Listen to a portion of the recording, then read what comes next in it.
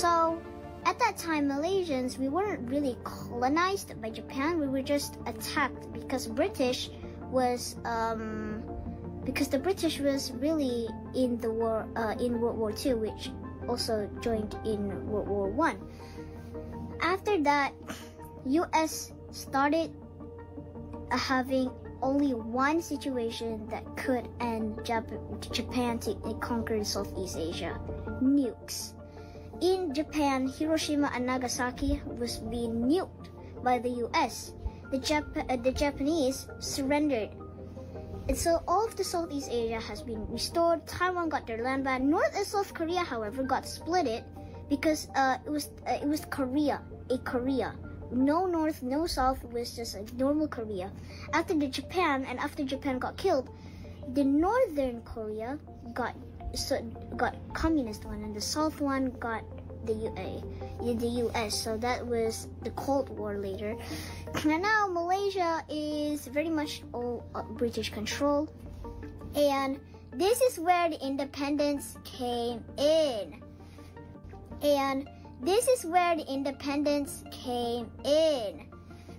On August 31, 1957.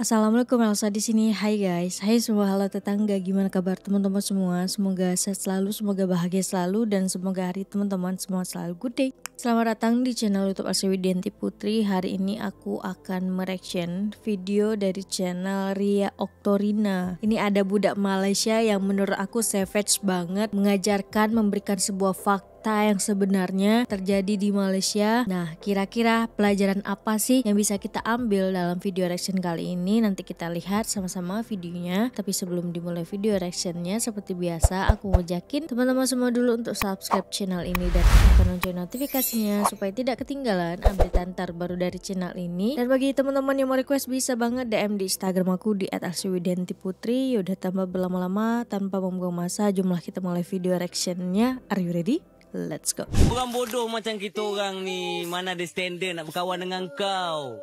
Nak berdiri pun tak sama tinggi.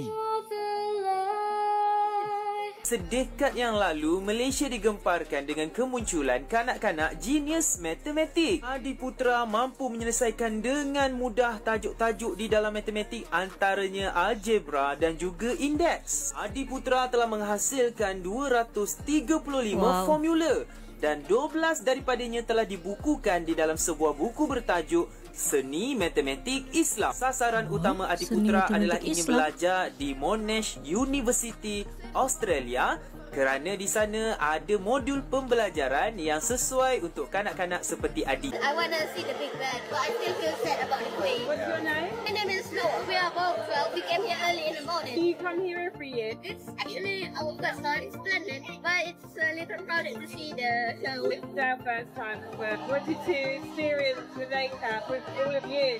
I think. Yeah, isn't it? Yeah. I mostly want to go to England and fish and chips. The fish and chips. My teacher always say that my English is good. Very good. I like how the British people talk. What words do you know? Oh dear.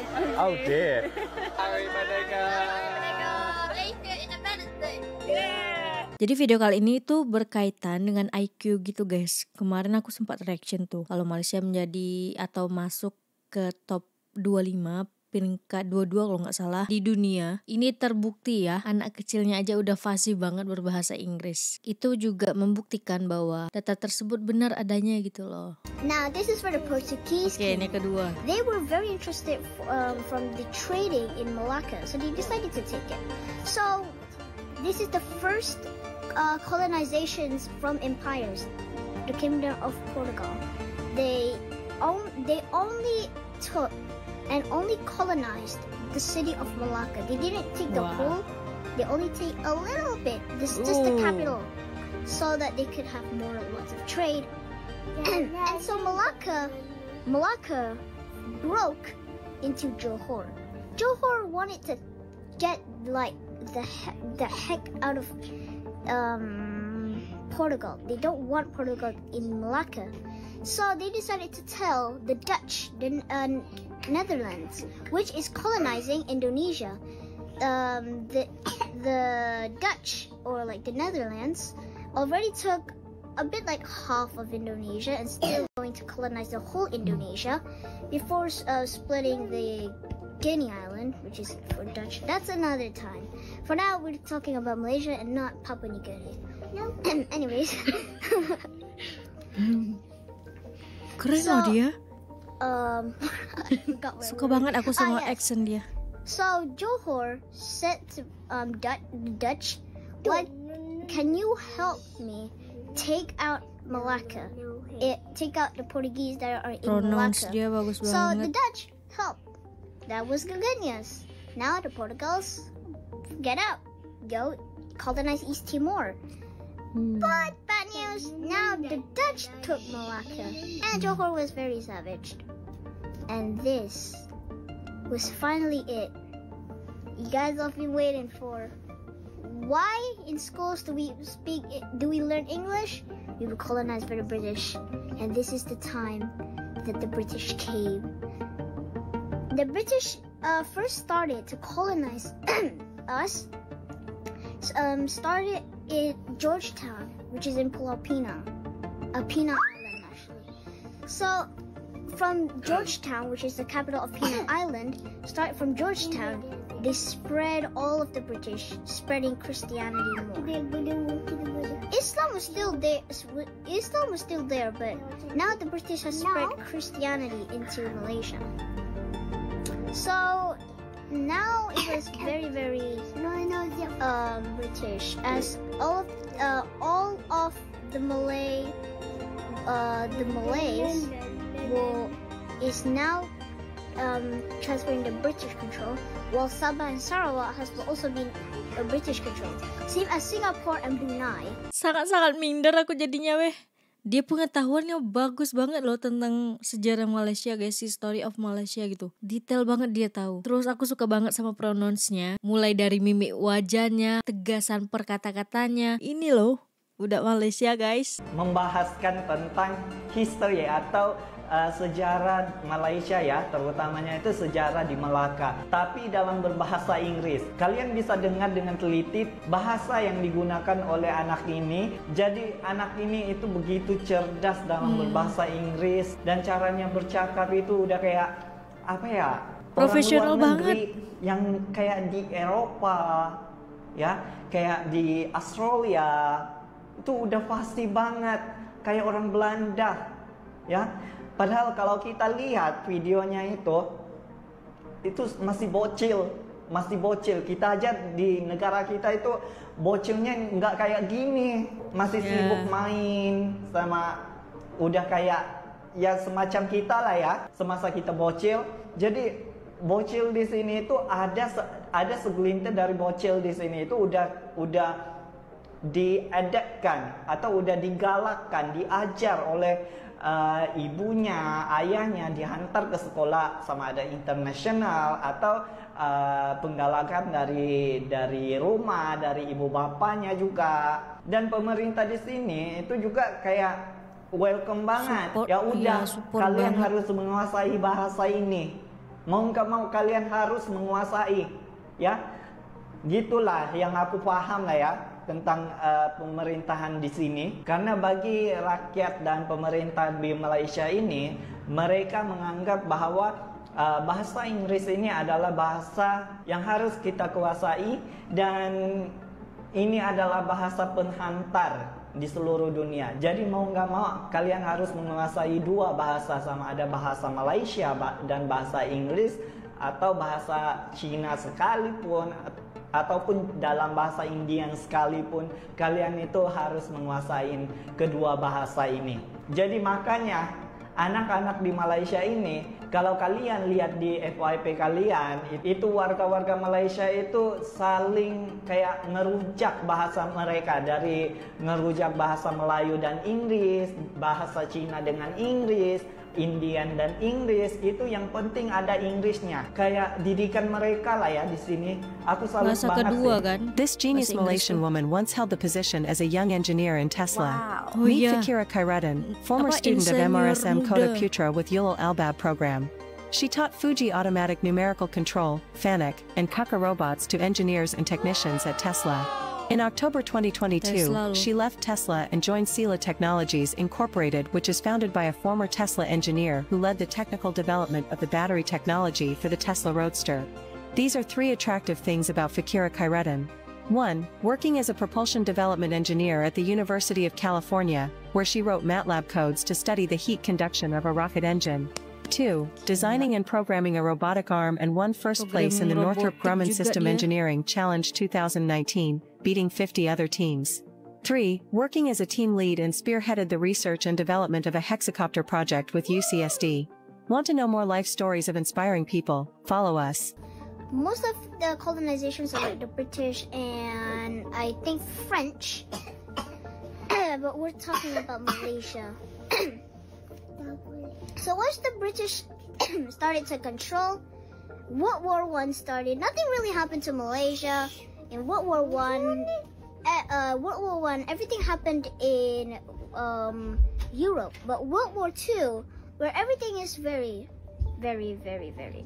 So first we have fascist Italy in Europe attacking. We also have Nazi Germany, which don't get me started on Nazi, because that, dude, that's his history for another video. I literally know everything about Germany. So there was Nazis, and also Japan was also included in World War II. Bisa jadi also trying to dosen attack, ya guys. try to join fascist Italy and Nazi Germany. So they started to take China first. China was Taiwan actually before the communist China began, which is the China that we know. So Japan started to take Taiwan, or like the main China land. Started to take a bit. They started to get North and South Korea. The reason why also is because they wanted to get oil resources, because in the Japanese land they don't have very much resources, so they think they could take those. First they took South Korea, then North Korea, then over a bit China, took the island of Taiwan. Then they took the French colonizations, which is France, Laos, and Cambodia. Then they asked Thailand to join them, so Thailand took a bit tiny land in the northern Malay. Then the Japanese took Burma, which is Myanmar now. Then they moved over to Philippines. Then they landed on Sabah and took all of Malaysia, including Brunei and Singapore. Then they took let's say 95% of Indonesia, and the Dutch was only in one island, I believe. And also a bit of Papua New Guinea, which was controlled and colonized by the British.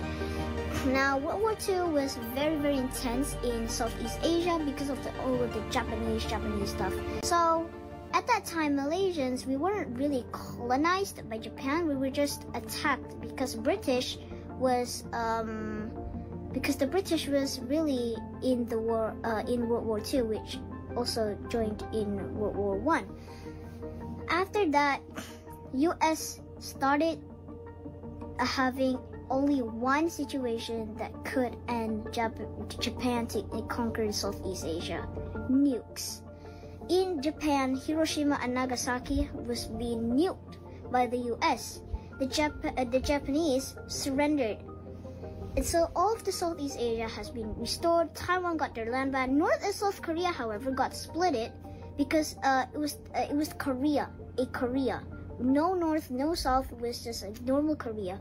After Japan got killed, the Northern Korea got communist one, and the South one got the US. So that was the Cold War later. And now Malaysia is very much all British controlled, and this is where the independence came in.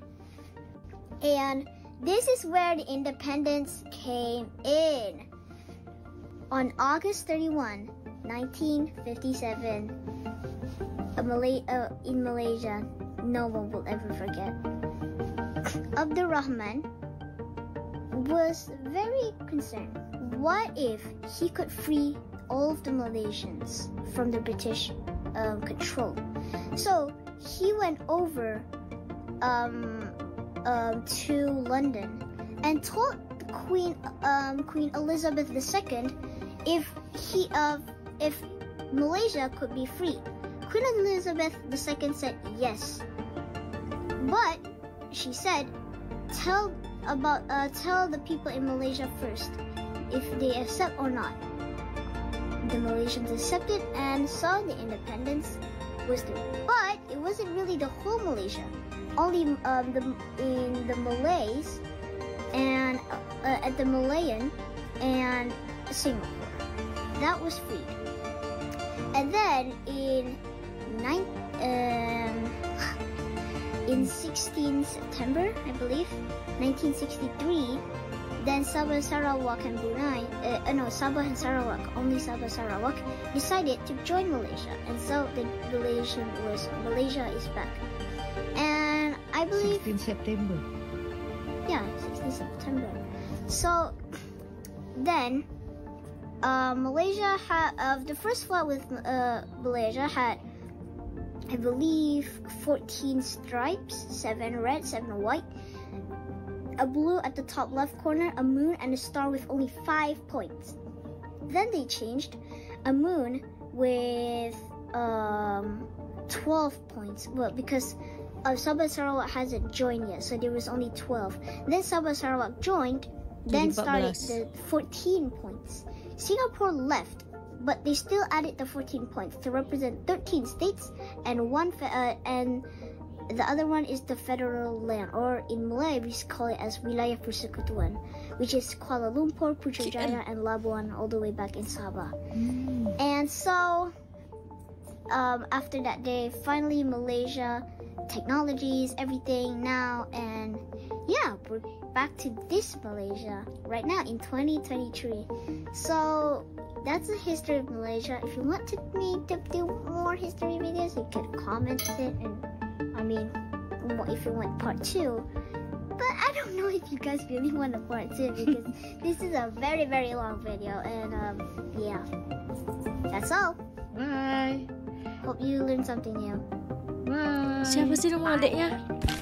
Lucunya, yang sering ngatain Malaysia IQ 15 ringgit Iya, tuh kebanyakan juga nggak sadar gitu? kalau banyak banget anak-anak Malaysia yang justru berprestasi luar biasa, bukan cuma di negeri mereka sendiri, tapi juga di panggung internasional.